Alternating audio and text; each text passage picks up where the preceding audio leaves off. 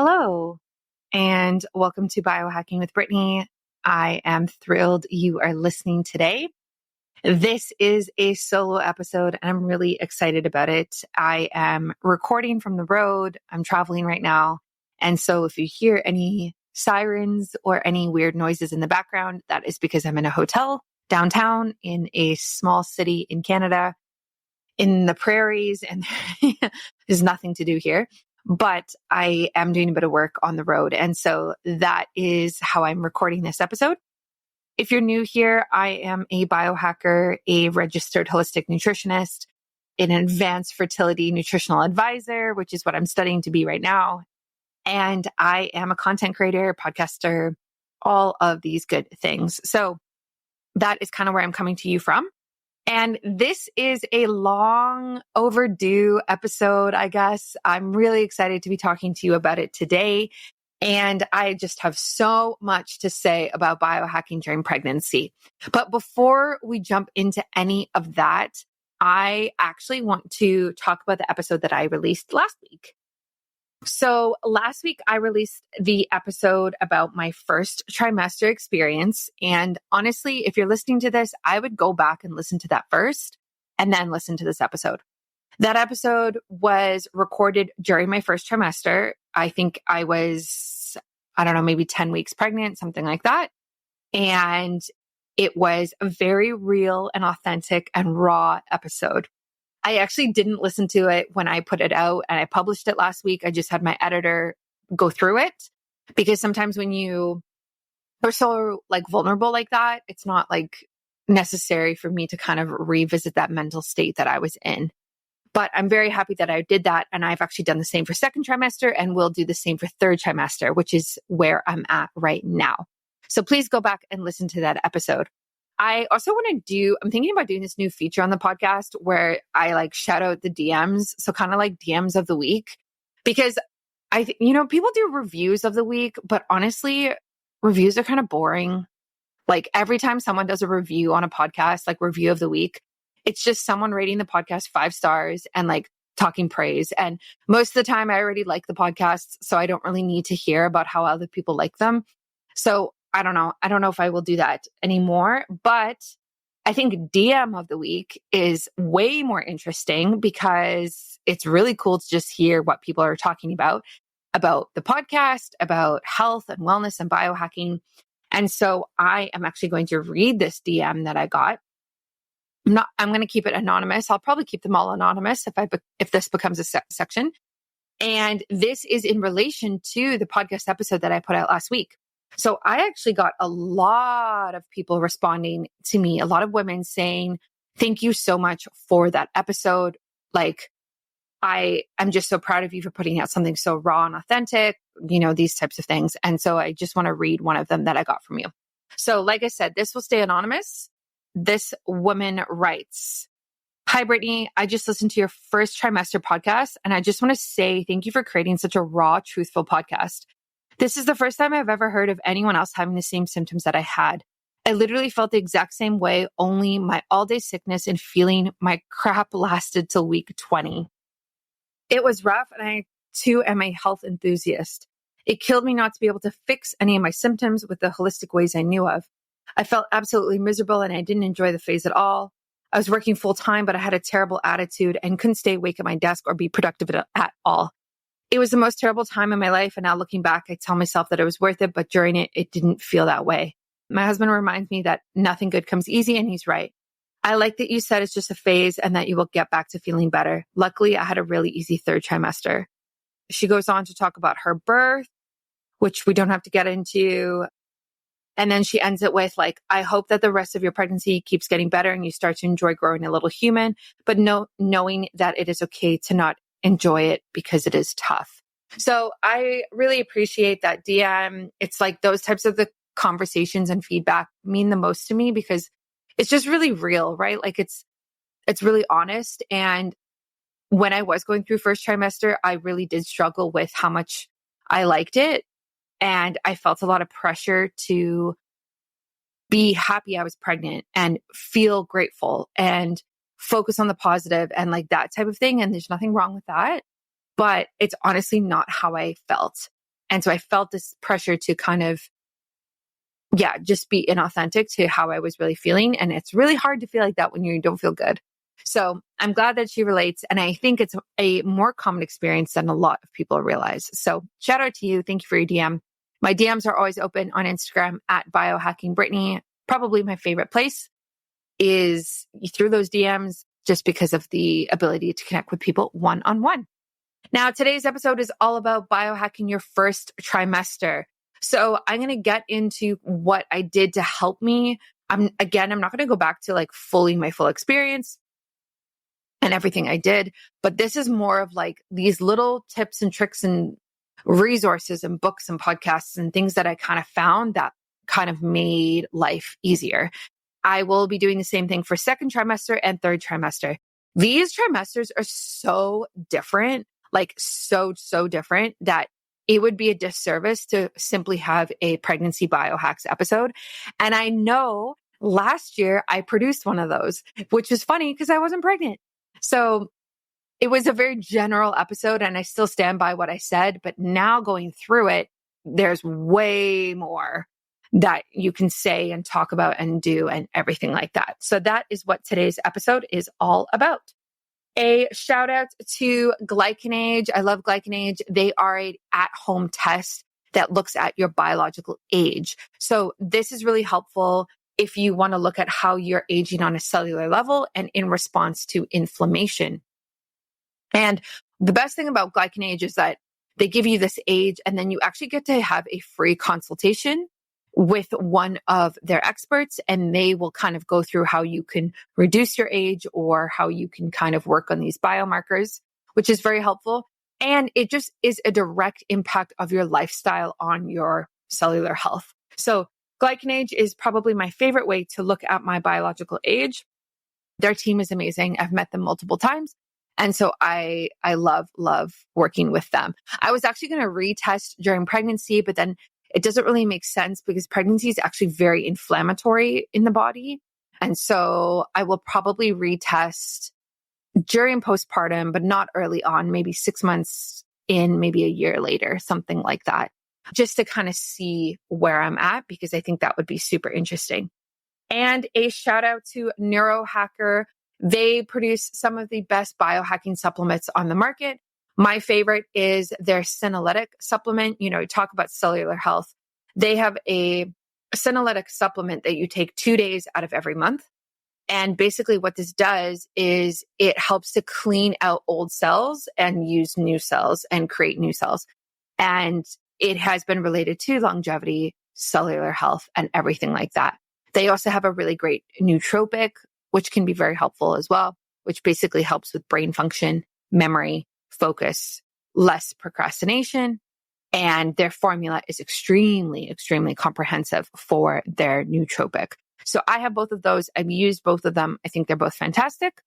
My husband actually loves those products as well. So that is Neurohacker. Both of those you can find in my show notes and on my website, and use my discount code BioHackingBrittany for either. And that will get you the biggest discount possible. Okay, we're going to dive into today's episode. This is all about first trimester biohacks. And this is actually based off of a note that I have on my phone. So I obviously did research when I was doing these things, but this episode today is not about like, this scientific study says this about this. This is just like what I did, what I found, why I think it works, how it works, things like that. I think that you can take what serves you, and depending on how your experience is going during pregnancy, maybe some of this really works for you, maybe some of it doesn't. But I definitely wish that there was an episode like this for me to listen to when I was going through first trimester. And I will probably listen to this again one day if I am pregnant again. And okay, so let's dive in. There's different things, there's different topics I'm going to talk about. I'm going to talk about supplements, nutrition, mindset, exercise, sleep, lifestyle, those types of things. So I think where we should really start is kind of maybe mental health. Maybe perspective and mindset is the best place to start, because this was such a shift for me.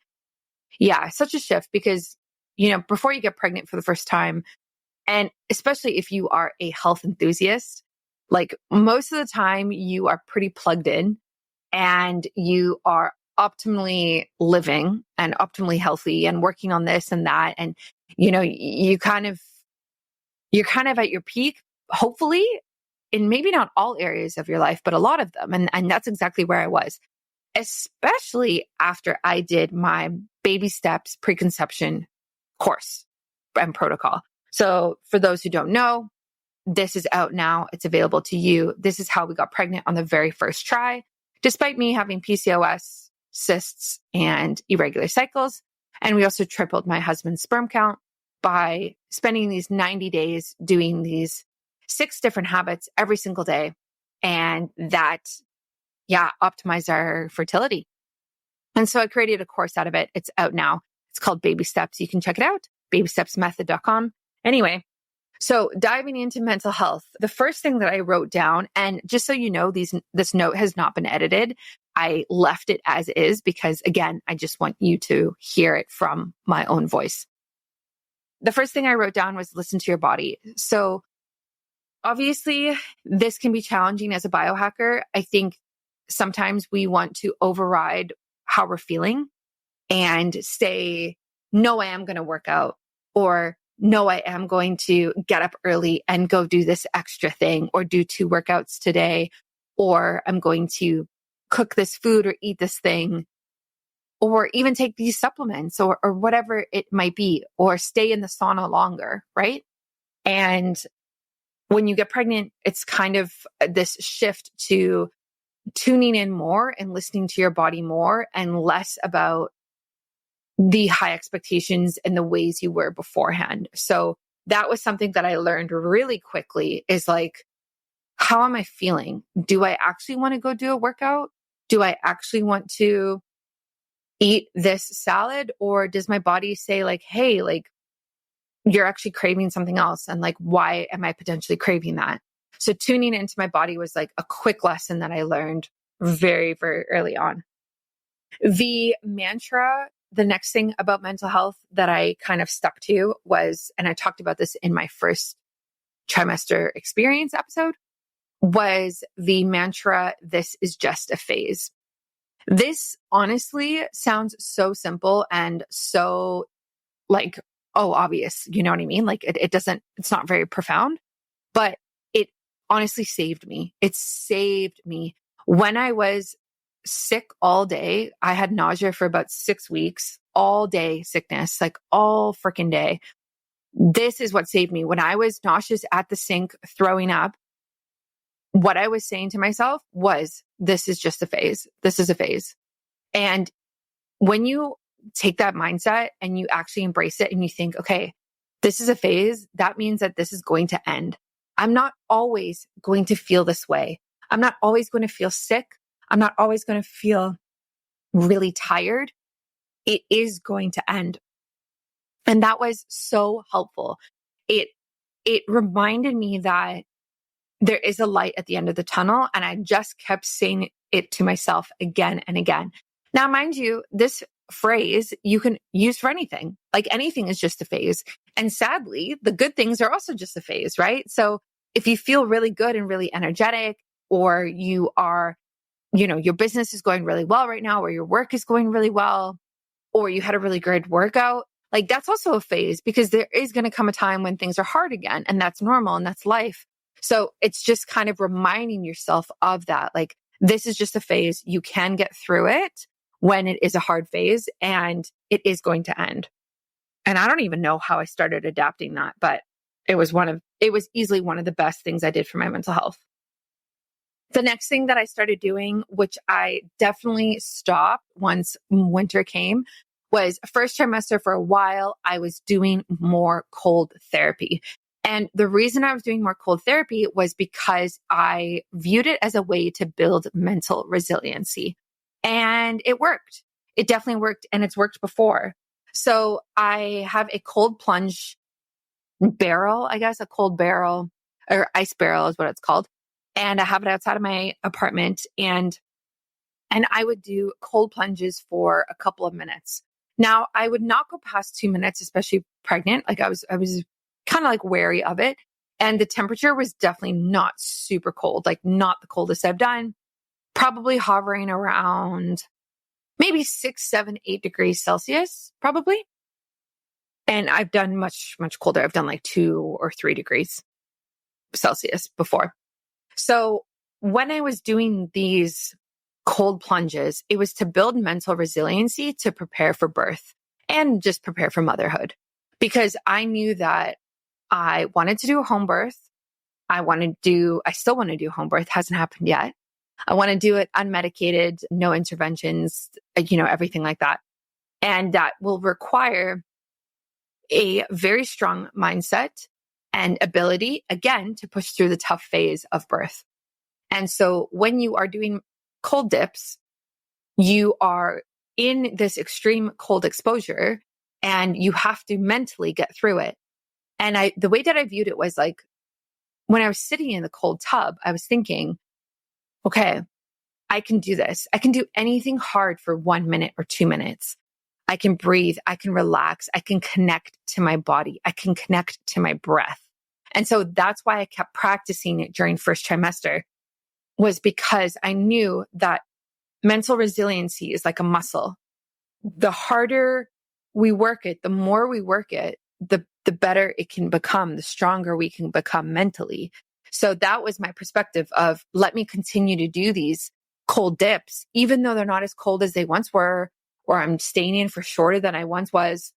It's still building that ability to get through hard things. Comfort is everywhere in our society right now, and probably will always be now. Everything is comfortable. Everything is so much easier than it once was. And so finding discomfort and embracing it is really what I personally think you need to be able to kind of show up for something as intense as birth and likely motherhood and everything that brings as well. And I know I'm not the only person who did this, because when I was posting on my Instagram stories about it, I had several pregnant mamas reach out to me and say, I've been doing cold therapy as well to build mental resiliency. I'm so glad you're doing this. It's such a good idea. I'm saying these mantras in my head when I'm in the cold. I'm doing this visualization, everything like that. So it's one of the best biohacks, I would argue, for pregnancy in general. But just be careful of how often you do it, what your temperature is, and how long you're staying in. I would do it like a few times a week. You know what I mean? And then when winter came, I kind of tapered off a bit, but it was definitely something that I was pushing for quite a while there. Okay, the last thing I want to say about mental health and affirmations and visualizations is actually something so powerful. And I read the book, Spirit Babies, and I read this early on, must have been in my first month of pregnancy. And if you haven't read Spirit Babies, I'm going to link it in the show notes. This profoundly changed how I viewed my baby right away, because right away I felt connected to my baby right away. So in the book, there is a bunch of exercises you can do to connect, to meditate on your baby. And one of the ones that I really liked, I don't remember what it's called or anything like that. But essentially, you are connecting to your baby's aura and the color that kind of speaks to you. And so you kind of meditate on this, introduce yourself, you connect, and you welcome the baby to you. And this was really cool. So, for example, what I would do is I would sit on the couch, I would close my eyes, and I would open my palms up. Or I would put my palms on my uterus, on my womb. And I would start to visualize my body becoming a certain color. And for me, it was orange. It is orange. I'm still doing this now. And I would visualize my entire body glowing in this orange color. And then I would visualize my baby inside my womb glowing in this orange color. And then I would say hello and introduce myself, especially in the first trimester when things are so new. And I would welcome the baby. And then what was interesting is once you kind of get into it, say it's been 10 minutes or so while you're visually connecting you and your baby together in your mind. What happens is when you follow this, and it's written in the book on how to do this, when you follow this, you actually get this image in your head. And every time I did it, the image was kind of different. So sometimes the baby would be, I would hold the baby in my arms in a blanket. That was what I would see in my mind. Sometimes the baby was older and it was like a toddler or a kid running around, but it was still like the spirit of that baby. Now, mind you, you don't have to believe in any of this. Like you can say, oh, this is so woo woo. This doesn't work. I don't believe in that type of thing. But there are benefits to doing this type of meditation and this type of thing.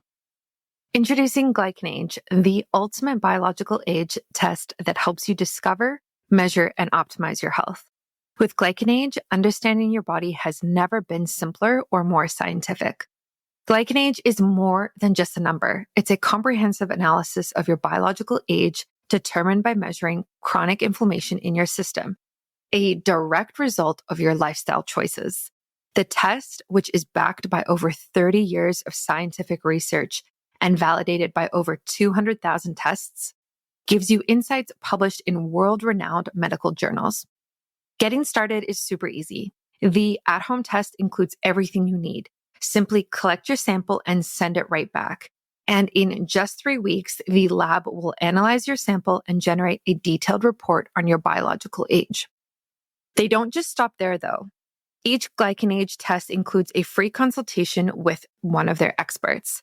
They'll help you understand your results and suggest lifestyle changes to enhance your health and longevity. GlycanAge is unique. It responds to lifestyle interventions, unlike other aging clocks. Whether it's through caloric restriction or weight loss or any other healthy habit you might bring in, there are studies that show that these beneficial health changes really can make a difference in your glycan aging. Are you ready to take control of your health? You can use my code BIOHACKINGBRITTANY at checkout for a 15% off discount on your GlycanAge test. Discover your true biological age with GlycanAge and start optimizing your life today. So because I started this so early on, I have always felt extremely connected to my baby. And I know that some moms don't. For example, I have a girlfriend. She just had her baby a few weeks ago, and she said she never felt connected to him. And they actually opted in for finding out the gender very early, which is like a paid test here in Canada. It's a blood test. And she's like, I had to know the gender because I just didn't feel connected to him. And then they found out it was a boy. And she said that kind of helped her connect to him. And I just couldn't relate to that experience at all because I was doing these visualizations and these meditations, I already felt this like connection. I can't even explain it. And so now, and kind of after I got used to doing it, I didn't really need the book anymore. I would do it, and I do it at night. So when I can't sleep, I wake up in the middle of the night, I will do this, and I will lie in my bed, put my hands in my womb, visually see my body covered in orange, like the orange glow, whatever that looks like, then the baby, then say hi to the baby, welcome the baby, talk, whatever we do, and just connect. Sometimes it puts me back to sleep. Sometimes it's 5 minutes, 10 minutes, whatever it is. And it's really, really beautiful. And I'm just so grateful that we always did that. And yeah, that Spirit Babies book is phenomenal. And I really, really recommend you do it, especially if you're somebody who's had a miscarriage or you've had other kids. I think there's something to be said about what spirits come through to you. What does that look like? And also the book explains it way better than I do. So definitely look into that if you're looking for something deeper as well. And again, my reasoning for this was I want to be connected to this baby from day one. And I also want to use this bond that we now have. I want to use this bond that we now have during birth. So now what's interesting, and I'll talk about this in my 3rd trimester episode, but in my 3rd trimester right now, when I'm doing these visualizations, it's changed. It's changed since what it looked like in my mind's eye in 1st trimester. Now, when I'm seeing it, I actually see the baby coming out of me vaginally, to be honest. And I actually see me with my hands down there helping the baby come out of me. And this just started like once I entered third trimester, was like this very, very visual birth that is coming through now every time I connect with the baby. So that's what I love. I think visualizations are very, very powerful. It's like a form of manifestation. I want to manifest a healthy, natural home birth. That's what I'm doing. And again, because I've had this muscle of like doing these visualizations right now, and from first trimester, I feel like it's easy for me to tap into it. So now when I tap into baby, I don't really introduce myself anymore. We talk like, I feel like our spirits know each other. And so there's way less of this like foreign, who are you? What are you doing here type of thing. So that would definitely be my recommendation. And I'm so curious when I go through birth, how this all plays out. How does this help me? Does it help? Do I use it? Does it work? My other friend just gave birth recently, and she was 10 days post her due date. And I told her, I was like, you should sit down and meditate on the baby, tap into something bigger than yourself. And it was just not her thing. And she just couldn't do it. And she ended up getting induced with Pitocin. And, I mean, everyone has their own journey, but I know that if I'm 10 days over, I don't even know what I will be doing. I will be meditating all of the time, sitting in the bath, trying to connect to this baby, being like, listen, it's time to come to earth. So yeah, again, I just think it's really important to practice this muscle if you can. Okay, let's dive into nutrition now. I have a lot of recommendations around this, and I am going to dive in. And so, like I talked about again in my first trimester experience episode, I went through about 6 weeks of really bad nausea. And when I was going through bad nausea, my diet was terrible. And I am a holistic nutritionist. So I know what you're supposed to eat, every meal, every snack. I know what's normal, what's good, what's bad. I know how to balance meals, everything about macro and micronutrients. Like, you know what I mean? I know all these things. And so it was very hard for me to accept that even though I have all of this knowledge and years of healthy eating behind me, I was eating cereal, croissants, bagels, whatever I could stomach. I was so sick that I could only stomach very processed carbohydrates, which is terrible. I did not want any protein whatsoever. I did not want any type of meat at all. And I have never, ever, ever been vegetarian or vegan.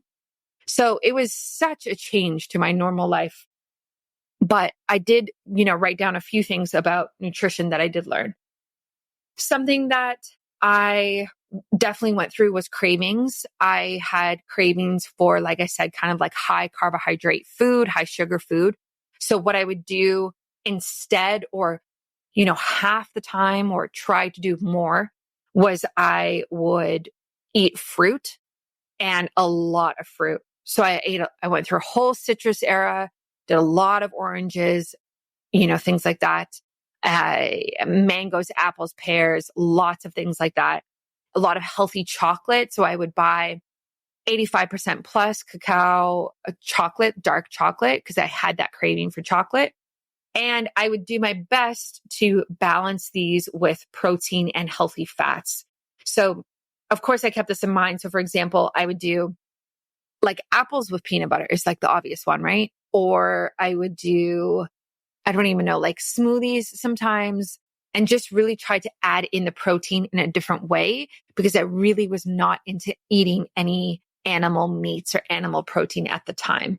So what I would recommend to you, if you are in this stage right now, is again, know that it's a phase and it's going to end. And hopefully you are super healthy going into your pregnancy, that, it's going to kind of help balance this out.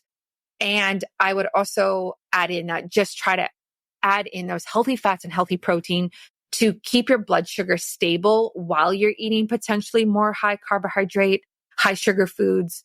And also the healthy fat and the high protein is really great for baby development and pregnancy in general. So that, you need those healthy fats for your hormones. Your baby needs that protein to be able to build the spinal cord and build the brain and all of these different things. So that's kind of what I tried to do. Small little tip, but really made a difference when I could not really eat full meals.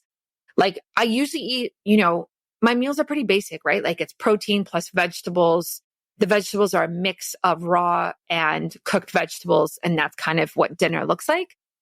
That's not what was happening during first trimester. It was like I said, bowl of cereal, that type of thing. So instead I would do fruit with nut butter. Then I would have a little bit of goat cheese to get some healthy fat and protein in. I would choose cereal that was higher in protein and have coconut milk, not almond milk, not oat milk, because those are just higher in carbohydrates, especially oat milk. And so I would try to do these little swaps, but again, I was kind of more easier on myself because I was going through such a hard time. I did a lot of paleo muffins. So another hack that I would say is bake or have easy, healthy snacks when you don't feel good.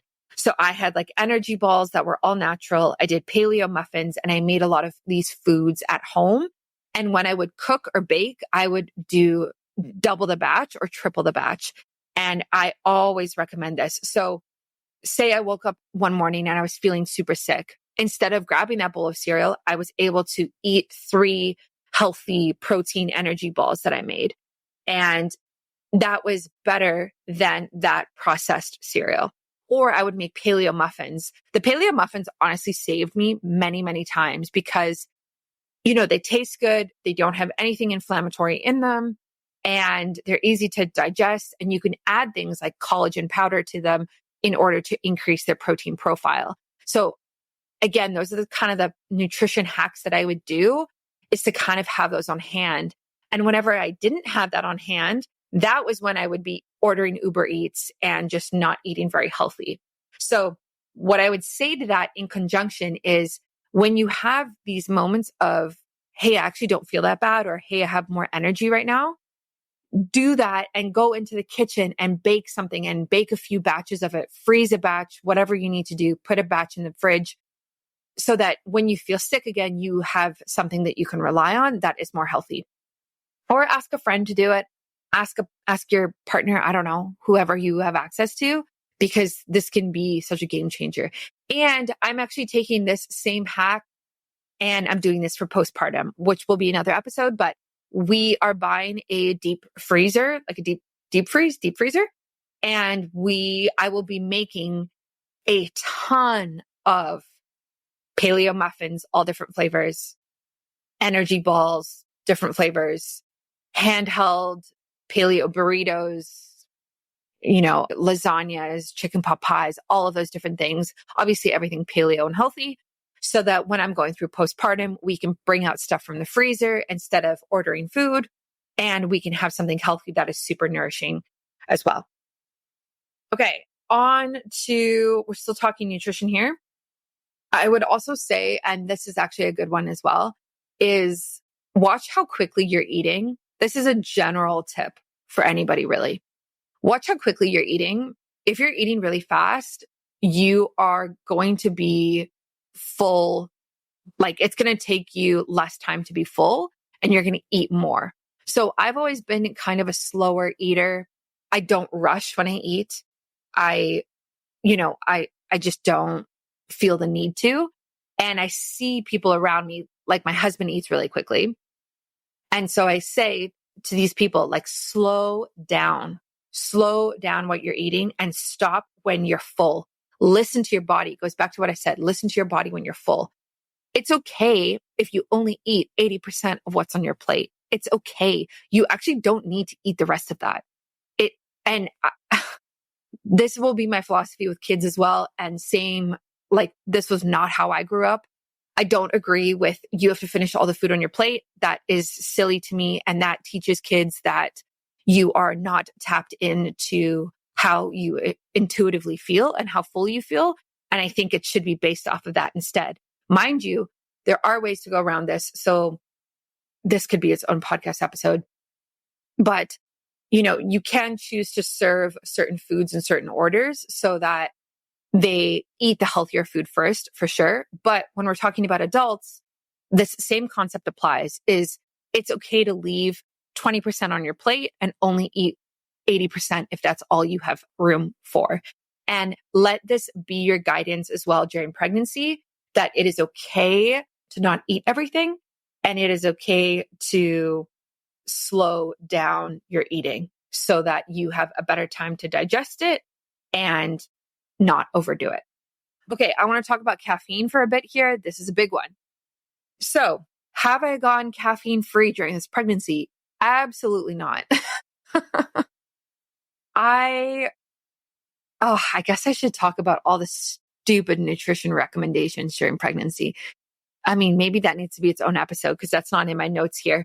But I know that generally speaking, they say do not consume more than 200 milligrams of caffeine a day when you're pregnant. I haven't followed that.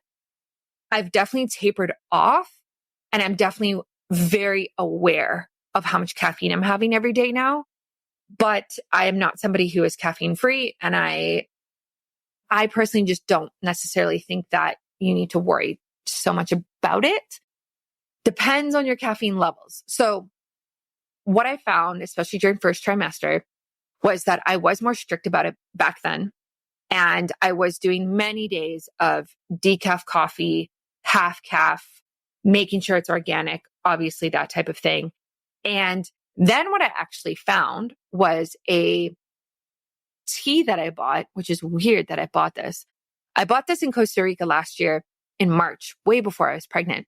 And it's cacao tea. And I started drinking it during first trimester. And I was like, why do I feel better after I drink this? Like, what is it about this cacao tea that makes me feel good? So I started doing research on it, and cacao tea has a ingredient in it called theobromine. And this ingredient is essentially what makes you feel good. Now, cacao tea is basically caffeine free, but this theobromine is a compound, and it is a stimulant that provides a natural energy boost without that caffeine. And so what I found was it was so weird that I just bought this tea and I started having it during pregnancy, but that is how I got energy a lot during first trimester, was cacao tea. And I haven't really seen anyone talk about it. And I'm not going to lie, trying to find it in Canada has been very difficult because it's loose leaf cacao tea. So it's like little chocolate, almost like chocolate leaves, not cacao flavored this, cacao flavored that, chocolate flavored this, that, whatever. But the real thing has been very difficult to find. So I will try to link the one that I used again. I was almost just going to buy some from Costa Rica and ship it over, but then I started feeling better. So I kind of stopped using it as much. But I would definitely look into this if this is you. If you are somebody who is sensitive to caffeine, you don't want any caffeine during your pregnancy, you want energy in a natural way, cacao tea would be my number one recommendation for you. This was easily the best thing, one of my favorite biohacks in general for first trimester. The other thing that I do want to note about nutrition during this time was that, and I wrote this down, is do the best you can with food and exercise, and know that you can make up for it in second and third trimester. And it's funny that I wrote that in first trimester because that's actually been proven to be very true. My second trimester was phenomenal and my nutrition was on point. And so I want to say that if you are in this phase right now and you're struggling, hopefully it gets better for you. I really hope it does. And when it does get better, you have the ability to start to choose salads, lean proteins, whole grains, whole foods, healthy fats, no processed foods. Like you have the option to kind of go back to that now. And so it's okay to kind of go through that phase of whatever you could stomach during that time is what I would say. And I'm glad that I had that perspective, and I'm glad that that came true as well. Have you heard about senolytics yet?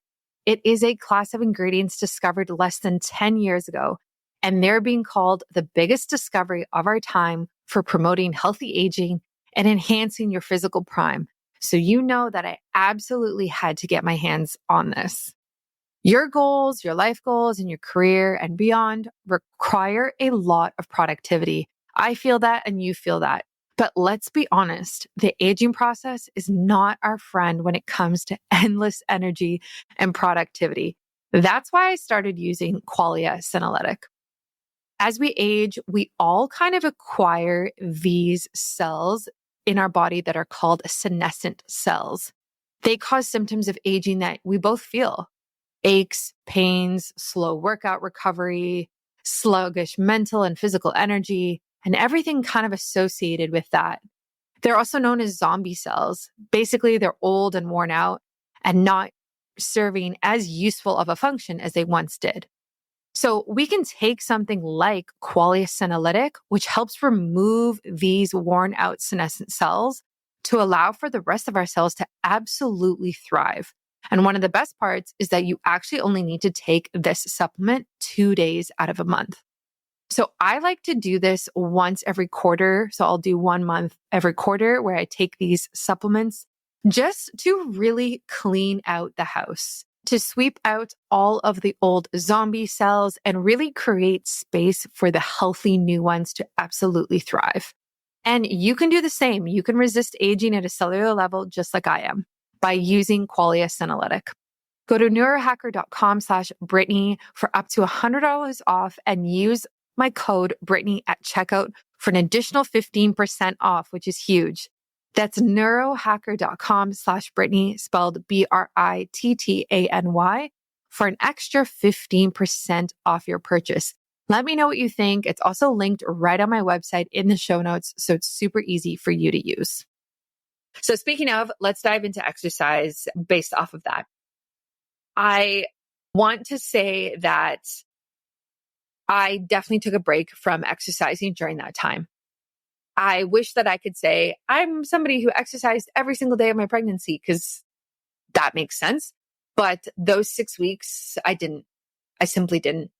And second trimester, I was extremely active. Third trimester, I've been very active. But first trimester, no. I was on the couch watching Netflix. I don't even know what I watched. And I could barely even work, let alone walk the dog. Okay. I felt terrible, absolutely terrible. And so again, it kind of goes back to that of like, it's okay if you're going through a hard phase during pregnancy right now, because hopefully you exercised a lot before and hopefully you can exercise a lot again afterwards. I will say that I try to stretch and move my body a little bit, at least every other day. So stretching, moving, even a walk helps. And that's kind of what my perspective was. So I stopped the Peloton. I stopped workouts like lifting weights. I stopped going to the different classes I was going to. And I just like simplified my approach so much. So give yourself grace. It's okay if you don't feel good right now and you're really tired. Know that you will likely bounce back. And when you bounce back, you can hop back on your Peloton or do whatever you want to do to feel good again. And that's what happened to me. That's what happens to most pregnant women who have a hard first trimester. And like I said, even a little bit of movement helps. Whether that's maybe you are sitting on the couch, but maybe you stretch while you sit on the couch while you're watching Netflix. Maybe you walk around the block. Maybe you walk to go get food instead of getting it delivered. Those little things can really make a difference. And so I really encourage you to kind of do a little bit if you can, but if you can't, know that it's okay as well. And I think that's it that I wrote actually for exercise, because that just shows you how little I was exercising is my one note on it. I realized I have a couple of other nutrition ones I'm going to add in here quickly. Matcha. This is weird because I'm going through a matcha craving right now in third trimester. But anyway, matcha got caffeine in it, and it also has L-theanine in it. Now, L-theanine kind of balances out the caffeine. So instead of having this like sharp increase in energy that you get from coffee and then a crash, when you have L-theanine from matcha, it kind of slows this down and you don't get a crash as much. And it's much, much, much healthier for you. So matcha is actually a great alternative to coffee for anybody. It's also filled with antioxidants and polyphenols, and it's one of the healthiest things that you can drink. However, the caveat, there is some research out there that shows that matcha can inhibit the uptake of methylated B vitamins. And when you are pregnant, these are crucial. So in your prenatal, you will see, hopefully you're taking a good one, which I'm going to dive into. Hopefully you will see methylated folate, methylated whatever, all the other B vitamins. And so with matcha, it can kind of inhibit that uptake of that.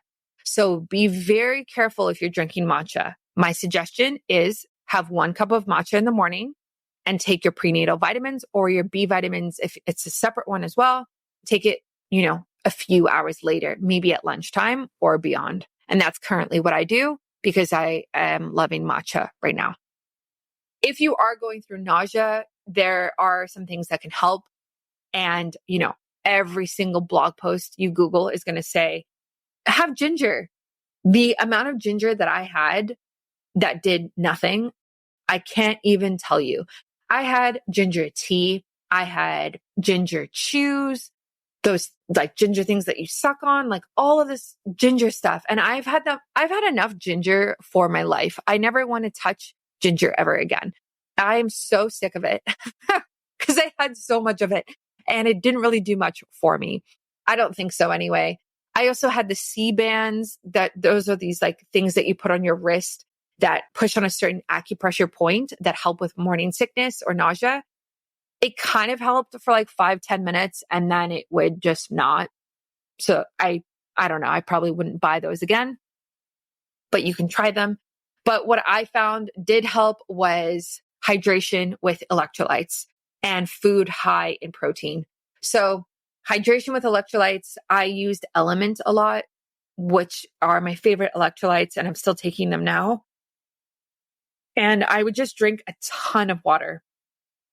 This was basically the only thing that kind of helped and would make me feel better. And I know some people can't even stomach water. So just be careful. It's really hard because like water is really great. You could try something like coconut water, which has natural electrolytes in it. That could also be a great alternative if you can't just drink plain water or you don't want to buy electrolytes. Coconut water is a more, whole foods natural version. But that was kind of the only thing that really helped me with my nausea and eating all the time as well, which sounds terrible. So I would find that my nausea was worse when I had an empty stomach. So I would eat every 90 minutes to 2 hours, which is way more than I've ever eaten in my entire life. So I actually gained weight really quickly in my pregnancy, which I'm going to talk about during second trimester, because that's this whole other thing that was very difficult for me to deal with and overcome and mentally be okay with. And it was very triggering for me anyway. And so I gained weight very quickly because I was eating so much, so frequently. But I felt better compared to when I had an empty stomach. So it was like this catch-22. And so I would just eat so that I could get through the day. So everyone is going to feel different. Some people feel worse when they eat food and then they throw it up. Some women, like me, have to have a full stomach. Some women lose weight during first trimester because they're not eating enough because they feel so sick. I was not that case. I was the opposite. So really go with how you feel and make the best decision for you. And again, I feel like this is just the overall arching theme of this episode is that do what's best for you, listen to your body and know that it's just a phase and it's okay. It's okay if you're not super healthy during this first trimester. Okay. Next, supplements. So I use the Needed Prenatal supplement and I will link that in the show notes for you. This is probably the best prenatal in the market. There's maybe a couple other ones that I like as well, but it is a very, very comprehensive formula. Everything is in the most absorbable form. So you are not getting folic acid. You are getting folate, methylated folate, which is what you want. It has everything you need in there, choline, all of the different things. And so this prenatal is easily the one that I recommend. I have a discount code with them. I think it's BIOHACKINGBRITTANY in all capitals. And I would use this. I would use this before you're pregnant, when you're pregnant, and after. I think you should be taking it during postpartum as well for nutrient depletion, which happens to a lot of women. And I also really love their egg quality supplement and their sperm quality supplement. I forgot what they're called, but those are what we also took during preconception to help boost our fertility before we started trying to conceive. Those are also really great. However, the prenatal, it's not just a one and done. Okay. You can't just take a prenatal and think, oh, I'm done with supplements. This is all I need. That is not the case. And the Needed company, they have this same philosophy, and research actually backs this up. So, you need more than what's in a prenatal supplement. And so what you can add in are different things as well. So my stack is my prenatal supplement, which is 8 different pills. Sounds like a lot, but again, arguably the best prenatals on the market are multiple pills like this because they have the right amount in them. Now, just a note on this is Needed also has a powdered formulation. So if you are really sick, you can take that in water instead. And when I was really nauseous, I really struggled to take my supplements because there's something about just swallowing them made me feel very sick. And so I would take the powdered version in water. And so I would try to get all my nutrients in that way. So I have the prenatal, then you need omegas. So, and make sure it's in the right omega-3 to omega-6 ratio, and also has enough EPA and DHA in them. The Needed one is fantastic. This is the one that I recommend. And this is the one that I'm taking. On top of that, a probiotic, a very comprehensive probiotic. I take the one by BiOptimizers. This is what I recommend for people. I have been taking this probiotic probably for I don't know, maybe a year or 2 years. And it's just one of the best ones I've seen. It's very high in the amount of microbes in there, and it's very well researched. So I do the prenatal, the omega, the probiotic. I also have a separate magnesium supplement, and this is by BiOptimizers as well. It has 7 different types of magnesium in it, and this is really great for constipation, headaches, sleep, muscle spasms, anything like that. And I really, really recommend you take this. I have taken extra magnesium my entire pregnancy, and I have had 0 headaches, 0 back pain. Honestly, not really much anxiety, some stress, but we're also moving across the country, that type of thing. But stress has honestly been pretty good. And and I've had no constipation whatsoever. So it's really great for constipation. I know a lot of women get very backed up when they're pregnant. So add in a magnesium supplement. And then I would also add in, you can do organ supplements. So you can do beef liver or beef. There's ones that have different types of organs in them. I do this on and off, and this is not something I did during first trimester. So it's not really applicable here. But you can add that in as well if you're looking for something to support you during this time. What I didn't take during first trimester was iron, and I should have. So during second trimester, I got tested for iron. My iron was low, and then I ordered iron from Needed, and then I felt so much better. So a lot of the fatigue that women go through during pregnancy is actually related to having low iron, low ferritin levels. And you typically get tested for this around halfway, around week 20. Looking back, I wish that I had known that. And I wish that I had started taking iron right away, because I probably wouldn't have felt as tired and as fatigued as I did. So think about that. If you're somebody who's feeling very tired right now, think about your iron levels.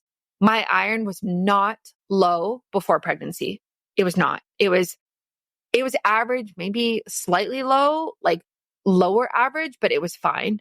I've never been anemic, never had any of these other issues.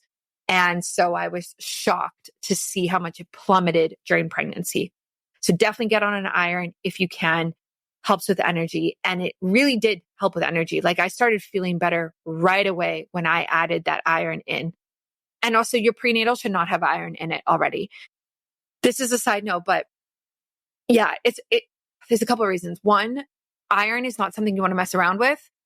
If you are somebody with adequate levels, you shouldn't really be adding it in. We get quite a bit from our diet, and there's research to show that supplementing with too much iron is actually harmful for the body and actually ages you faster. So it should not be in a prenatal. Also, the other reason is that it oxidizes your prenatals and your supplement faster. That means that in that little tablet that you're taking, if there's iron there, it's actually going to degrade faster, and it's not going to have the same amount of absorbable nutrients in it as it would if there was no iron in it. So the needed prenatal does not have iron in it, and you get it separately. And so it's just smart like that. So yeah, so I would do prenatal, omega, probiotic. I wish I had taken iron. I didn't. I take it now. And then I would have digestive enzymes whenever I would eat processed food. Digestive enzymes I get from BiOptimizers again. These are little coenzymes that basically help break down your food and help reduce the negative impacts that can come from certain food, especially when it has things like gluten in it or lactose or whey or casein or these proteins that can be inflammatory, which I definitely react to. So I did a lot of digestive enzymes to kind of help mitigate the harmful effects of the food that I was eating. Other than that, it's kind of what it looked like at the time. I actually started taking fatty 15 as well. So this is a essential fatty acid, the first one discovered since omegas 90 years ago. And I actually got this question in my DMs. Someone said, do you take omegas and fatty 15, or did you stop one and take the other? I kind of stopped one and took the other. So I was taking omegas, I ran out, then I took fatty 15, and I just ran out of fatty 15 right now. And so I'll start omegas again. And I kind of just substitute them like that, even though fatty 15 is arguably the better product. And sorry, fatty 15 is the name of the company. It's the C15 is the name of the actual essential fatty acid. And so you can look that up. I also have a discount code with them. I think it's BIOHACKINGBRITTANY in capitals. It's on my website. But that is a very, very interesting supplement. And yeah, I've taken it intermittently throughout my pregnancy. Okay, I think that's it for supplements. What I was taking anyway during first trimester, just to kind of like help you get started. Okay, the next thing I want to talk about is we can talk about environment. So this is kind of generalized information, but I think it is really helpful. I was very fatigued and very tired during first trimester, which a lot of people are. And so I really want to emphasize optimizing your environment if you're taking naps. I started napping for the first time ever. I was not a napper before that. And I think it's really important to follow your same sleep biohacks during that time. So I would use an eye mask. I have a white noise machine. I actually just got the best white noise machine. I just posted about it on Instagram recently. I didn't have this during first trimester, but I wish I did. And it has brown noise, pink noise, white noise, nature sounds, and fan sounds. It has no light that comes off of it. It has no screen. It is like the most biohacker thing you could ever buy. And I'm obsessed with it. We actually bought it for our baby, and I am using it right now. So I might have to get another one for the nursery, but this is the best thing, and I will put it in the show notes for you so you can find it. This is phenomenal. So for your naps that you're taking, if you're feeling very fatigued, optimize your sleep environment. Okay. White noise, cold, should be very cold, cool, dark room, earplugs. You can use something like 8 Sleep, which is a pad that goes on top of the mattress that cools you down. This was really, really helpful for me.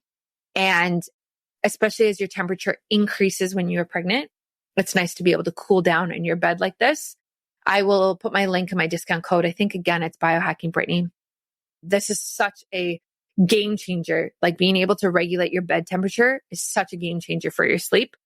And then I would also read before I'd go to sleep as well. And something that I would notice with this, like beyond just these basic biohacks, is that if it was during the day and I was working and I would start to kind of feel tired and I would have this thought, maybe I should have a nap.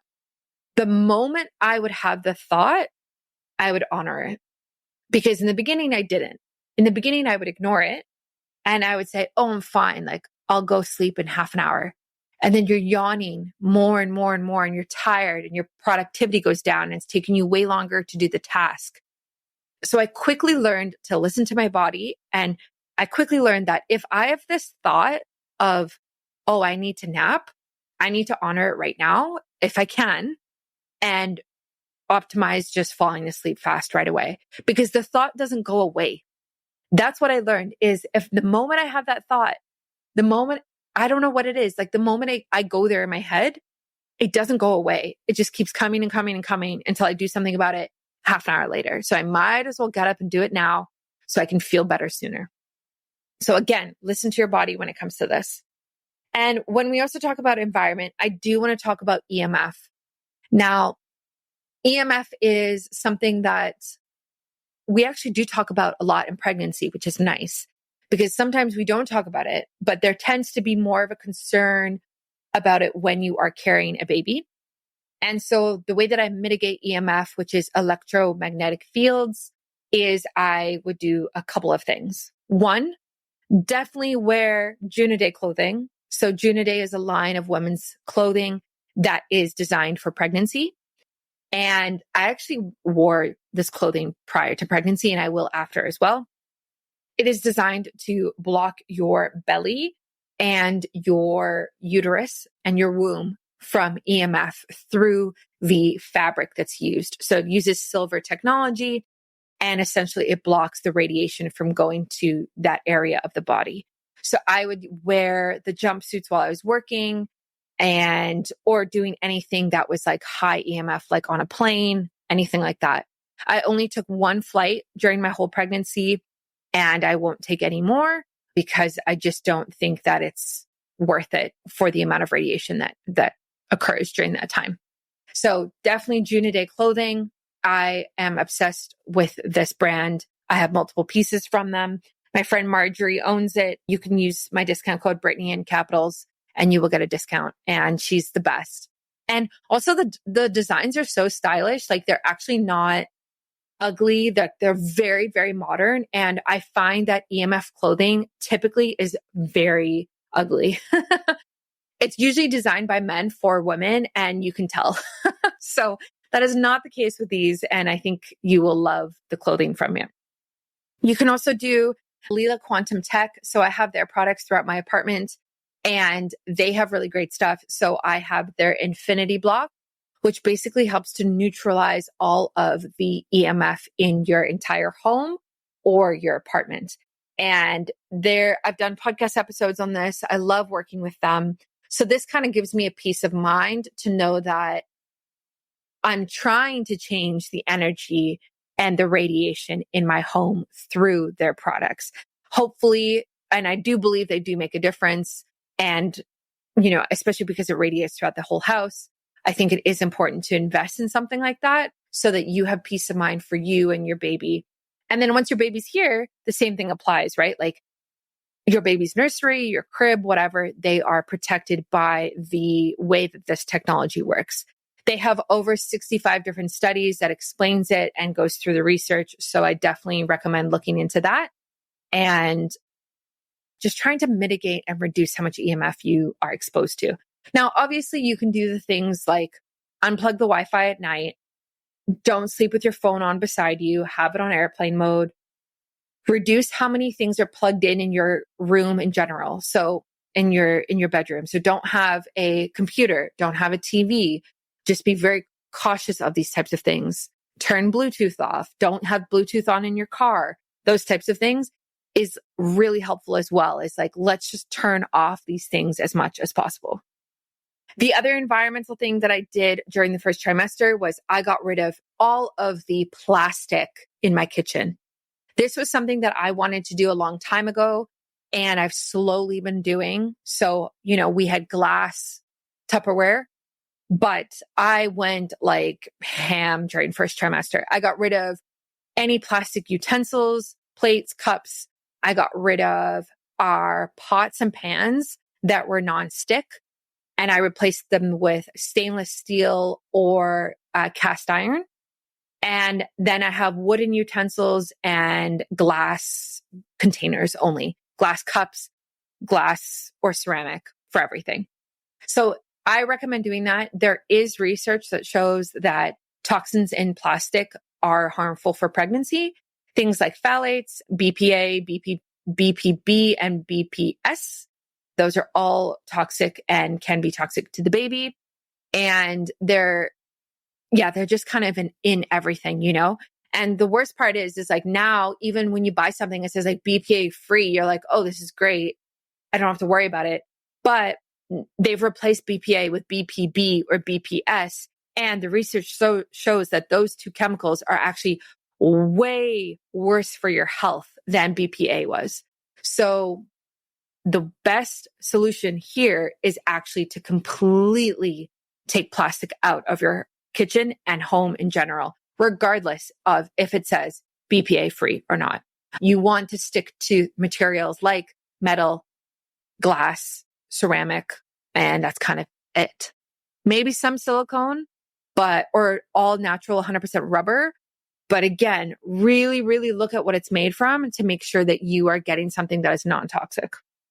Okay, the last thing that I want to talk about is the book that I recommend for every single woman out there. My gosh, is like my lifesaver, my Bible, is the Mama Natural pregnancy book. Now, this book is phenomenal. This has been my go-to resource. So it is a week-by-week guide for pregnancy, and it goes through everything that you need to know about pregnancy, especially if you are a first-time mom. I will link it in the show notes and on my website for you. Now, what is the best part about it is that it goes through all of the natural and holistic options that you have. So it'll talk about like first trimester. Okay, some people get genetic testing. This is why they do it. This is what it should show you. Should you do it? Well, here's what could happen. This is what it could lead to. Okay, you need to make the decision yourself. There's recipes in there. It talks about how your baby's developing, how your body's changing. I cannot talk high enough about this book. It has guided me through every decision that I've made. There is weeks in there where they talk about nursery and creating a non-toxic nursery and how to pick products that, again, don't have plastics in them or flame retardants or like these chemicals that are very damaging to baby. Like there's so much in there. It's a big book, and I just read the week by week. I've read many weeks ahead. I think I've read almost the entire book by now, but this is a lifesaver. I really recommend getting this. And the Genevieve, the author, she has a website, mamanatural.com. I think that's what it is. And there are so many videos and blog posts and everything on there about everything that you could ever think of, that you're researching, that you're trying to decide. Vaccines, all sorts of things, like organic clothing, organic food, breastfeeding, birth, like home birth, midwives, everything. So definitely dive into that. She is such a powerful resource, and I don't know where I'd be right now without her. I actually signed up for her birth course, which we're going through right now. And I signed up for her baby course, which I'm going to do next so that I'm prepared and understand breastfeeding as best as I can. Yeah. And I just love her work. So check her out if you haven't. That is Mama Natural. I think she is the number one website online for like natural, holistic pregnancy and baby. And you can tell because there's so much information there from her. And you can also follow her on Instagram. Okay, that is it for my first trimester biohacks. Oh my gosh, what a long list of everything that we did, that I talked about. And I hope you learned something new. I hope you got something out of it that you're going to try. If you're going through first trimester, just remember that it is a phase. Hopefully it gets better. If you're having a great first trimester, good for you. I'm happy for you. That's awesome. And continue doing what you're doing. I'm going to do this same thing for second trimester and third trimester. So stay tuned for those episodes. Please subscribe to the podcast if you haven't already. And like I said, send me a DM. Let's talk in the DMs of what you found helpful or surprising or new or what worked for you maybe. And maybe we'll do DM of the week as a regular reoccurrence. I put out episodes every Tuesday and Friday. So I will catch you next week for another one. And thank you for listening. Thanks for listening to another episode of Biohacking with Brittany. If you're interested in finding the show notes or the sponsors for this episode, you can do so on my website, which is biohackingbrittany.com. Remember to follow me on Instagram, where I'm most active. My handle is @biohackingbrittany. And if you're interested in working together and you want to email me directly, you can do that. My email is info@biohackingbrittany.com. And I look forward to hearing from you and having you tune in next week.